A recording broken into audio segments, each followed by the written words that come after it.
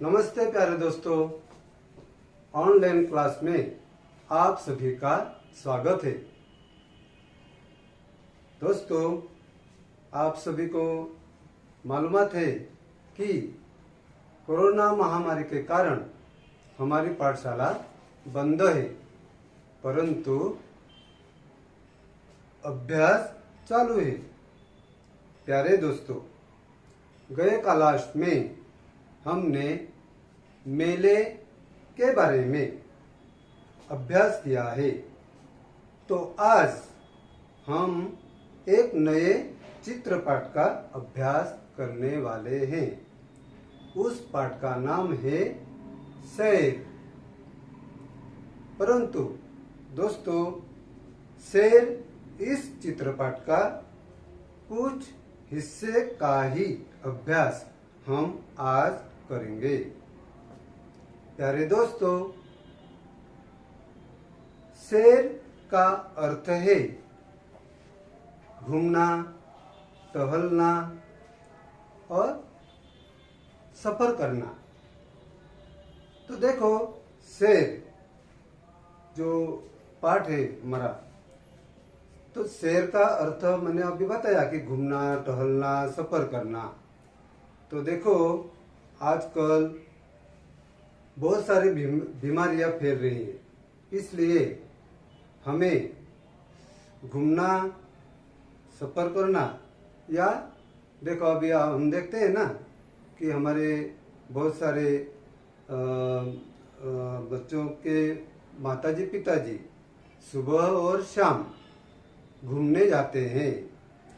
तो घूमने क्यों जाते हैं?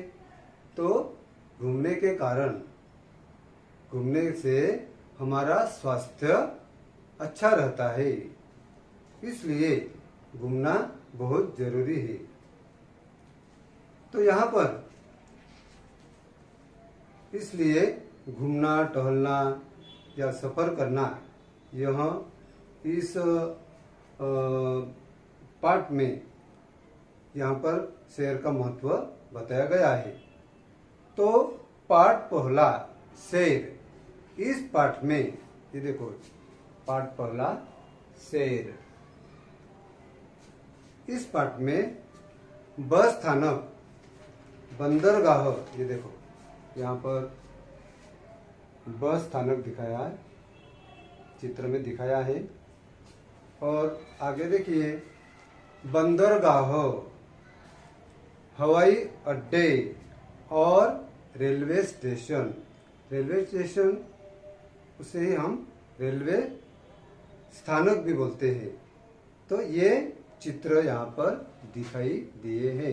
ये देखो, बस स्थानक, इसके बाद बंदरगाह,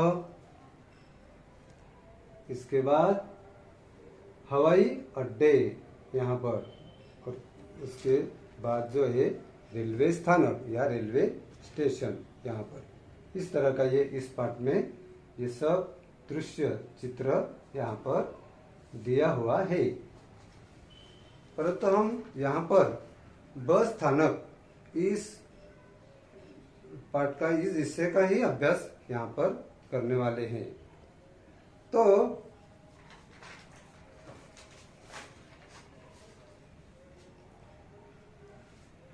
यहाँ पर ये जो चित्र दिए गए हैं, उनका निरीक्षण करके ही हमें पाठ की जानकारी प्राप्त करने का प्रयास करना है। तो देखो, यह एक बस स्थानक है। यहाँ पर एक बस स्थानक है, इस प्रकार से। और यहाँ जो बस स्थानक का दृश्य दिख रहा है, यहाँ पर यह एक बस स्थानक काफी बड़े और खुले मैदान में बना है। जो हम चित्र देखेंगे तो ये जो बस स्थानक है, ये इस तरह का काफी बड़े मैदान में ये बस स्थानक बना हुआ है और खुले मैदान में बना है। बस स्थानक में प्रवेश करते ही यात्रियों के बैठने के लिए काफी बड़ा स्थान है। जब हम बस स्थानक में जाते हैं तो वहाँ पर बैठने के लिए सुविधा होती है हर बस स्थानक पर। उसी तरह यहाँ पर बस स्थानक में प्रवेश करते ही यात्रियों के बैठने के लिए, सफर करने वाले लोगों के लिए काफी बड़ा यहाँ पर स्थान है, बैठने की व्यवस्था की गई है। सामने एक बस खड़ी है, यहाँ पर देखो, यहाँ पर एक सामने से एक बस खड़ी है और उसके दाएं तरफ यहाँ पर एक छोटा सा चित्र दिख रहा है। यहाँ पर वहाँ स्वच्छता गृह की व्यवस्था की गई है। देखो यहाँ पर पास में ही जो ये एक जो बस दिखाई दे रही है उसके बाजू में ही, पास में ही यात्रियों की सुविधा के लिए स्वच्छता गृह बना हुआ है। दूसरी ओर यानी बाएं तरफ हमने अभी देखा, दाएं तरफ कि एक बस खड़ी है, वहां पर स्वच्छता गृह की व्यवस्था की गई है। अभी बाएं तरफ दूसरी ओर पीने के पानी की व्यवस्था की गई है। ये देखो यहाँ पर पीने की व्यवस्था, और यहाँ पर लिखा हुआ है पीने का पानी। तो दूसरी ओर पीने के पानी की व्यवस्था की है। बाजू में बसें खड़ी करने के लिए अलग अलग प्लाट क्रमांक लगाए गए हैं। यहाँ पर देखो किस तरह के ये प्लाट क्रमांक, देखो प्लाट क्रमांक 1, प्लाट क्रमांक 2 और आगे प्लाट क्रमांक 3। इस तरह ये बसें खड़ी करने की यहाँ पर यात्रियों के लिए ये व्यवस्था यहाँ पर की गई है। अलग अलग प्लाट क्रमांक लगाए गए हैं। वहीं 2 बसें खड़ी हैं और वहां पर ही सामने से 2 बसें खड़ी हैं और वो 2 बसों में से देखो एक बस की छत पर सामान रख दिया गया है। यहाँ पर देखो ये 2 बसें खड़ी है और सामने जो बस है यहाँ पर इस बस के ऊपर सामान रख दिया गया है। जो यात्रीकरू है, जो प्रवासी है, उनका ये सामान रखा गया है और यात्री बस में चढ़ रहे हैं, बैठने के लिए चढ़ रहे हैं। बस पर सूचना लिखी हुई है। अब यहाँ पर देखो ये सामने से ये जो बस है यहाँ पर सूचना लिखी गई है और वह सूचना है